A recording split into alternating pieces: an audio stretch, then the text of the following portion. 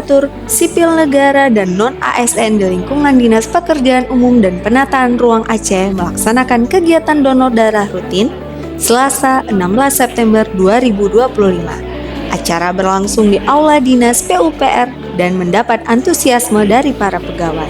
Dari kegiatan ini, terkumpul sebanyak 84 kantong darah dari target 150 kantong. Meski belum mencapai jumlah yang ditentukan, hasil tersebut tetap dinilai signifikan untuk membantu kebutuhan pasien yang membutuhkan transfusi di rumah sakit. Sekretaris Dinas PUPR Aceh, Insinyur Muhammad Yasir STMT, menyampaikan apresiasi kepada seluruh pegawai yang telah berpartisipasi. Menurutnya, kontribusi ini sangat berarti bagi masyarakat. Ia juga menegaskan bahwa donor darah bukan hanya memberi manfaat bagi penerima, tetapi juga baik untuk kesehatan pendonor. M. Yasir berharap aksi kemanusiaan ini dapat terus berlanjut dan menginspirasi ASN lainnya. Dengan semangat gotong royong, kegiatan donor darah diyakini mampu menjaga ketersediaan stok darah di PMI, sekaligus mempererat kepedulian sosial antar sesama.